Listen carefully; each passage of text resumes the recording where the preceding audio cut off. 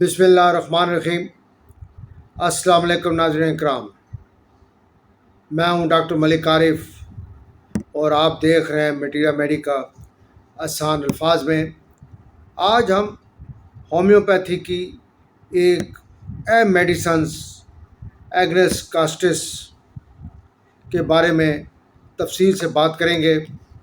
اس video میں ہم جانیں گے کہ یہ جو میڈیسنز ایگنس کاسٹس کس پودے سے تیار کی جاتی ہے، اس کا مزاج کیا ہے اور کن مریضوں کے لیے یہ ضرورت پڑتی ہے اس کی اہم ذہنی جسمانی علامات اور خواتین پر اس کا کیا اثر پڑتا ہے۔ آخر میں ہم اس میڈیسنز کا دوسری میڈیسنز کا سے مختصر موازنہ بھی کریں گے۔ اگر آپ ہومیوپیتھی کے طالب علم ہیں، ڈاکٹر ہیں یا میٹیریا میڈیکا کو آسان الفاظ میں سمجھنا چاہتے ہیں تو اس ویڈیو کو آخر تک ضرور دیکھیے۔ آئیے ہم اپنی ویڈیو کا باقاعدہ آغاز کرتے ہیں۔ اب آپ جس خوبصورت پودے کو دیکھ رہے ہیں، اس سے ایگنس کاسٹس ہیموپیتھک میڈیسن تیار کی جاتی ہے۔ اس کا سائنسی نام وائٹکس ایگنس کاسٹس ہے۔ یہ ایک خوبصورت جھاڑی یا چھوٹا درخت ہوتا ہے جو تقریباً 2 سے 6 میٹر تک اونچا ہو سکتا ہے۔ یہ زیادہ تر بحیرہ روم کے علاقوں، یونان، اٹلی، ترکی اور مغربی ایشیا میں پایا جاتا ہے۔ اس پودے کے خوبصورت بنفشی یا ہلکے جامنی رنگ کے پھول اس کی پہچان ہیں، اس وجہ سے اسے باغات میں بھی لگایا جاتا ہے۔ یہ نہ صرف خوبصورت نظر آتا ہے بلکہ صدیوں سے مختلف روایتی طریقہ علاج میں بھی استعمال ہوتا رہا ہے۔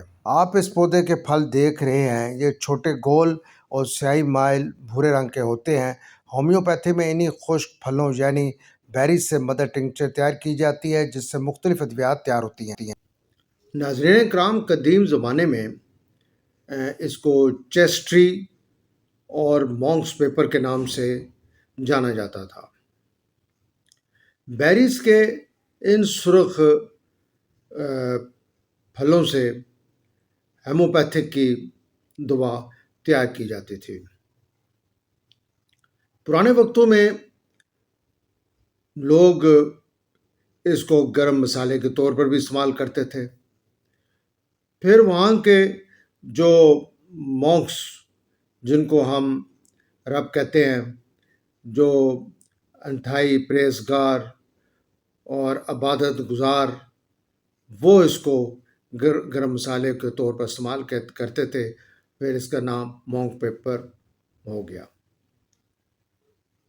ڈاکٹر ہینیمن نے جب اس کی علامات کا مطالعہ کیا تو بہت ہی اسے محسوس ہوا کہ یہ میڈیسنز بڑی کارآمد ہے، اور پھر اس کو میٹیریا میڈیکا میں شامل کیا۔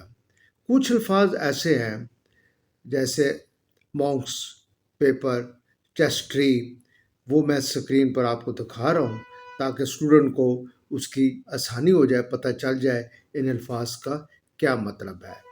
ناظرین کرام، ہومیوپیتھی میں کسی بھی دوا کا انتخاب صرف بیماری کے نام پر نہیں کیا جاتا بلکہ مریض کی مکمل علامات، ذہنی کیفیت، جسمانی حالت اور انفرادی خصوصیات کو سامنے رکھ کر کیا جاتا ہے۔ اسی لیے ایگنس کاسٹس بھی ہر مریض کے لیے نہیں بلکہ صرف ان مریضوں میں استعمال ہوتی ہے جن کی علامات اس دوا سے مطابق ہوں۔ ناظرین اکرام، اب تک ہم نے جانا کہ ایگنس کاسٹس کس پودے سے تیار ہوتی ہے، اس کی مختصر سی ہسٹری کو بھی ہم نے سامنے رکھا۔ اب سب سے پہلے یہ کوشچن ریز ہوتا ہے کہ ایگنس کاسٹس کا مریض کیسا ہوتا ہے۔ ہومیوپیتھی میں ہم صرف بیماری کا علاج نہیں کرتے بلکہ مریض کی پوری شخصیت، اس کی پرسنالٹی، ذہنی کیفیت، اس کی جسمانی علامات کو سامنے رکھ کر میڈیسنز پرائسکرائب کرتے ہیں۔ ایگنس کاسٹس کا مریض عام طور پر ایسی کیفیت میں ہوتا ہے کہ وہ اپنے آپ کو بہت ہی کمزور، جسمانی طور پر، ذہنی طور پر اپنے آپ کو وہ محسوس کرتا ہے کہ میں بہت ہی ویک ہوں۔ اس مریض کے چہرے پر اکثر مایوسی اور اداسی نمایاں ہوتی ہے۔ وہ اپنی صحت کے بارے میں ناامید ہو جاتا ہے۔ بعض اوقات وہ کہتا ہے ڈاکٹر صاحب مجھے لگتا ہے کہ میری طاقت ختم ہو چکی ہے، میں پہلے جیسا نہیں رہا۔ ایسے محسوس ہوتا ہے کہ وہ اپنی عمر سے پہلے ہی بوڑھا ہو گیا ہے۔ زندگی کے کاموں میں دلچسپی کم ہونے لگتی ہے اور وہ خود اعتمادی بھی کھونے لگتا ہے۔ ایگنس کاسٹس کی ایک نمایاں علامت ذہنی کمزوری بھی ہے۔ مریض کو باتیں جلد بھول جاتی ہیں، بات کرتے ہوئے اچانک رک جاتا ہے کیونکہ اسے یاد نہیں رہتا کہ وہ کیا کہنا چاہتا تھا۔ توجہ برقرار رکھنا مشکل ہو جاتا ہے۔ یادداشت کمزور ہونے کی وجہ سے روزمرہ کے معمولات بھی متاثر ہونے لگتے ہیں۔ جی ساتھیو، اب جسمانی علامات کی طرف آتے ہیں۔ یاد رکھیے، صرف کمزوری ہونا کافی نہیں ہے۔ جب اعصابی کمزوری، ذہنی مایوسی اور جنسی کمزوری ایک ساتھ موجود ہوں تو ذہن میں یاد رکھیں، ایک ہی دوائی ذہن میں آتی ہے، وہ ایگنس کاسٹس۔ ایگنس کاسٹس کو ذہن میں رکھیے۔ ایسا مریض معمولی جسمانی محنت سے بھی تھک جاتا ہے، جسم میں طاقت محسوس نہیں ہوتی، ہر وقت کمزوری اور سستی رہتی ہے۔ وہ اکثر کہتا ہے ایسا لگتا ہے جیسے جسم میں جان ہی نہیں ہے، آرام کرنے کے باوجود بھی تازگی محسوس نہیں ہوتی۔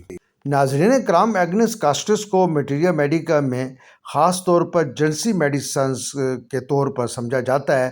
ایسے مریض میں جنسی خواہش کم ہو سکتی ہے، اعتماد متاثر ہو جاتا ہے اور اعصابی کمزوری نمایاں ہو سکتی ہے۔ لیکن یاد رکھیے، ہومیوپیتھی میں دوا ہمیشہ مریض کی مکمل علامات کی بنیاد پر منتخب کی جاتی ہے، صرف ایک علامات یا بیماری کے نام پر نہیں۔ ساتھیو، اب ہم ایگنس کاسٹس کی چند اہم علامات خواتین کے حوالے سے دیکھتے ہیں۔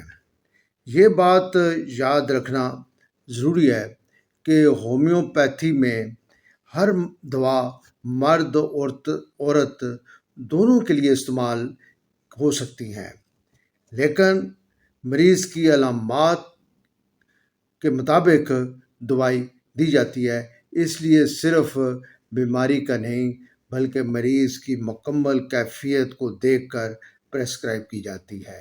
بعض خواتین میں ایگنس کاسٹس اس وقت زیر غور آ سکتی ہے جب اعصابی کمزوری نمایاں ہو، جسمانی تھکن زیادہ ہو اور عمومی کمزوری محسوس ہوتی ہو۔ تو پھر ایگنس کاسٹس ایگنس کاسٹس کے مریض کی علامات عموماً ان حالات میں زیادہ نمایاں ہو سکتی ہے: طویل عرصے کی جسمانی کمزوری کے بعد، زیادہ ذہنی دباؤ کے بعد، اعصابی تھکن کے بعد، مسلسل بیماری کے بعد، جبکہ مناسب آرام، متوازن غذا، اچھی نیند اور صحت مند طرز زندگی سے مریض کی عمومی کیفیت میں بہتری آ سکتی ہے۔ ناظرین کرام، امتحان کی تیاری کرنے والے طلباء کے لیے چند اہم نکات یاد رکھیے، وہ بھی سکرین پر آ رہے ہیں، نوٹ کر کیجیے، یہ بہت ہی فائدہ مند ہے۔ اور جو میڈیسنز اس کے ساتھ کمپیئر ہوتی ہیں وہ بھی آ رہی ہیں، وہ بھی نوٹ کر لیں، انشاءاللہ بہت فائدہ ہوگا۔ جی ناظرین کرام، مجھے امید ہے کہ آج کی ویڈیو ایگنس کاسٹس آپ کو پسند آئی ہوگی۔